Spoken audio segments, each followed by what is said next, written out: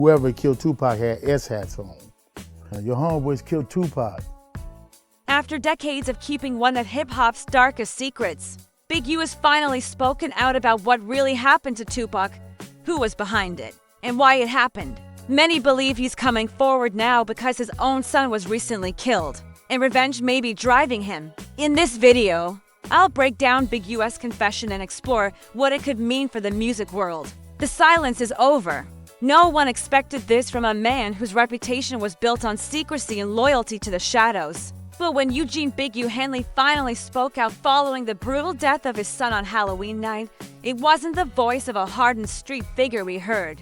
It was the raw, vulnerable sound of a grieving father, someone who had carried unbearable weight for far too long. Yet beneath that sorrow, there was something else, a tremor, a truth left unspoken for decades. Because Big U wasn't just mourning his son, he was confronting the ghost of Tupac Shakur's murder for the first time.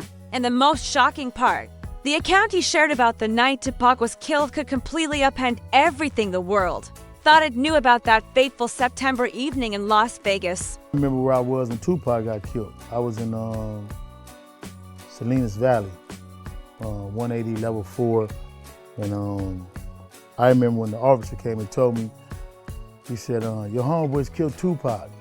The way Big U spoke, flat and stunned, like a man suddenly confronted by a ghost, even shook the interviewer as he recounted the confusion, the prison guards' accusations, the frantic phone calls, and the desperate scramble to prove his crew had nothing to do with it. It felt less like a story and more like a confession that had been brewing for decades. One thing became painfully clear: the streets that had raised him were finally demanding their reckoning. Halloween used to be a night of laughter in South Central. Kids in plastic masks, low beats thumping from car speakers, the air heavy with barbecue smoke.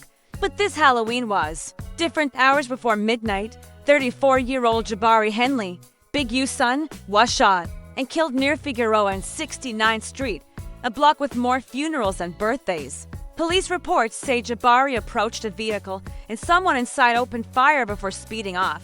The news hit Los Angeles like a shockwave, not just because of who Jabari was, but because of what the Henley name still represented.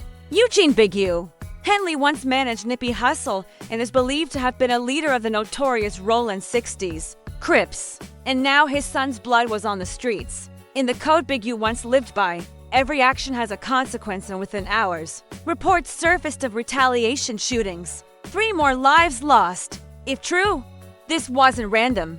This was a message. To understand why Jabari's death sparked such a storm, you have to go back, way back, before the Nipsey Hussle tributes, before the podcast, before the community programs, all the way to 1996, when Big U was in prison and the news of Tupac's murder reached him like a devilish rumor. According to Big U, what the prison guard accused him of wasn't just bizarre, it seemed impossible. He was locked up in Salinas Valley State Prison. Tupac was in Las Vegas. The distance should have made the claim easy to dismiss. But then the guard added one detail, and everything shifted. The only thing he could correlate is said whoever killed Tupac had S hats on.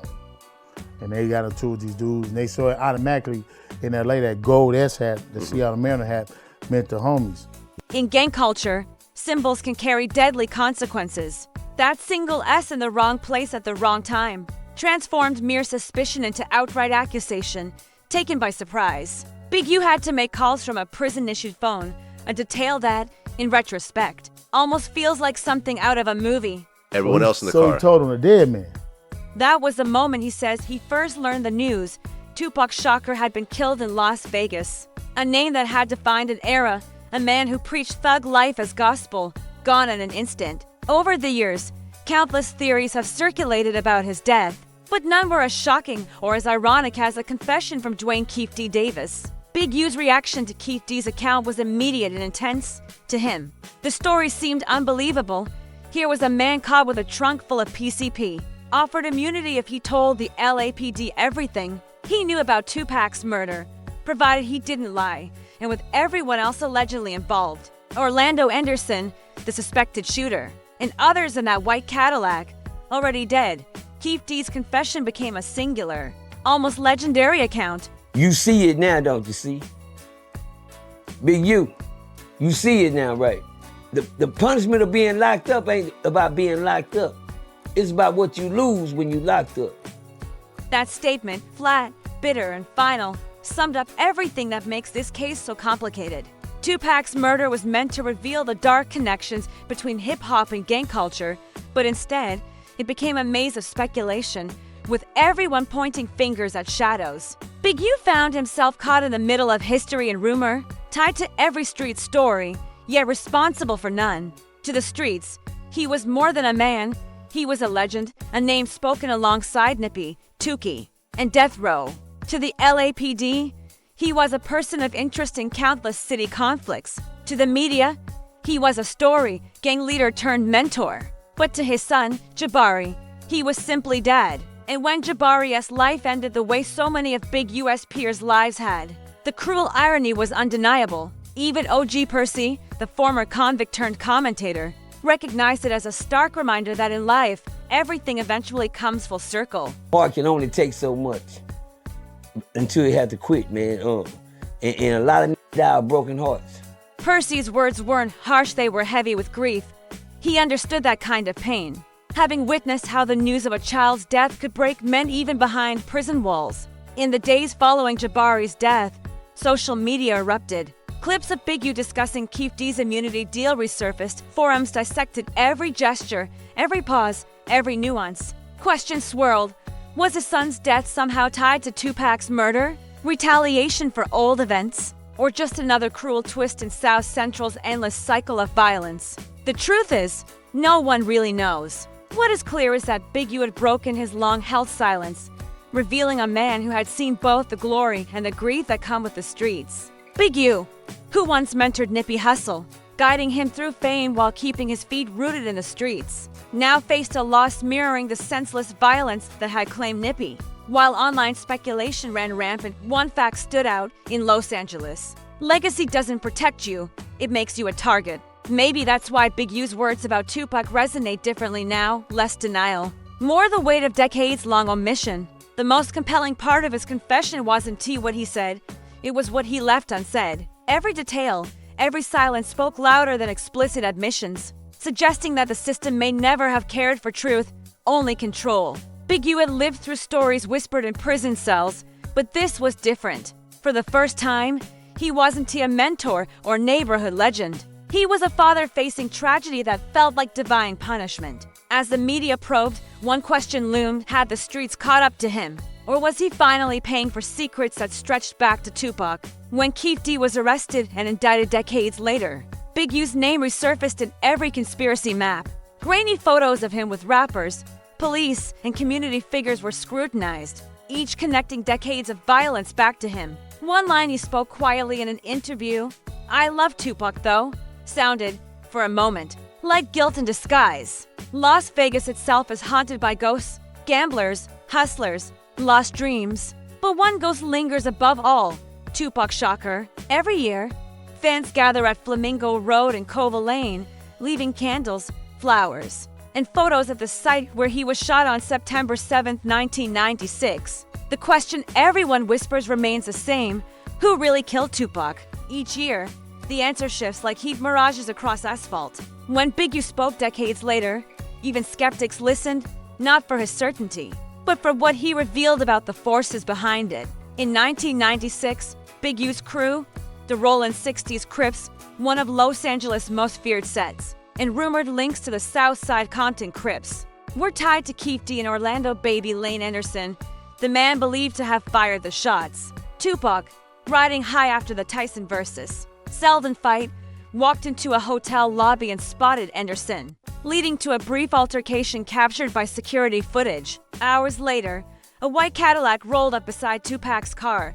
Shots rang out and history was written. When the Las Vegas Metro Police reopened the case in 2002, every lead traced back to Los Angeles. Big U's recollections inside prison mattered not for proof, but for the perception of guilt. A simple S had a signature of his set, blurred lines that should have remained clear. In the aftermath of Tupac's death, such blurred lines carried consequences equal to pulling a trigger. Stripped of Hollywood myth, the night of Tupac's murder wasn't about music, it was about money and territory. By 1996, Los Angeles gang networks had become structured like corporations. Rappers paid street taxes, labels sought street credibility, and alliances shifted as quickly as chart positions. When Death Row made moves against the Crips, it was effectively war. Big U's old neighborhood, the 60s, was enemy territory, and Tupac's confrontation with a known Crip ensured retaliation was already in motion. Years later, when Keith D testified, naming names, describing cars, and explaining his immunity, he claimed to be the last one standing. Everyone else connected to the murder was dead. To Big U, Keith D's story wasn't truth. It was revisionist history. He understood how such deals manipulated perception, turning confessions into tools of leverage rather than justice. Though Big U insists he had no involvement in Tupac's death, the optics never faded. Keith D's confession placed the murder within the Crip network, and Big U was a prominent figure in that world. His mentorship, outreach, and attempts to guide the community could not erase that association. To the media, it was convenient, a man linked to the culture that allegedly killed Tupac, now attempting redemption. And when his own son was murdered, it was seen as karmic symmetry. The sins of 1996 revisiting the present. The tragic irony, for every person who pulled a trigger, 10 more paid in reputation, loyalty, and blood. After Jabari's killing, the Las Vegas police treated it as another gang dispute, while in Los Angeles, rumors of revenge spread immediately. In this environment, Big U's response was quietly human. He didn't speak publicly for weeks, made no spectacle, and offered no calls for vengeance. Witnesses described his eyes as heavier, older, grief intensified by the fact this was his own son. In the silence, Big U began to see the past as inheritance. Raising a son in a world governed by street codes meant he couldn't always protect him from those rules.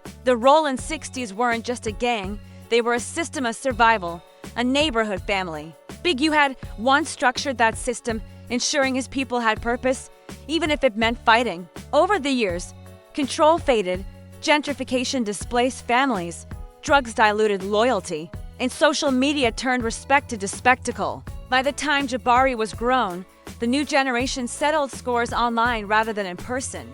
Big U had built a name strong enough to shield others, but not his own child. When Nippy Hussle rose, Big U guided him as a mentor and anchor. Nippy's death in 2019 was devastating. Jabari's death in 2024 compounded the tragedy. Redemption became a question if the people you tried to save still die the same way you once did.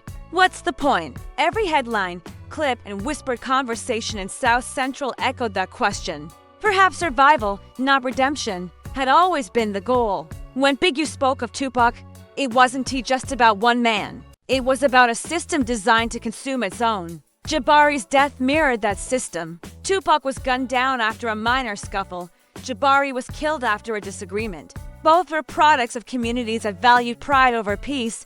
Both became symbols of casualty, leading fathers to manage the aftermath.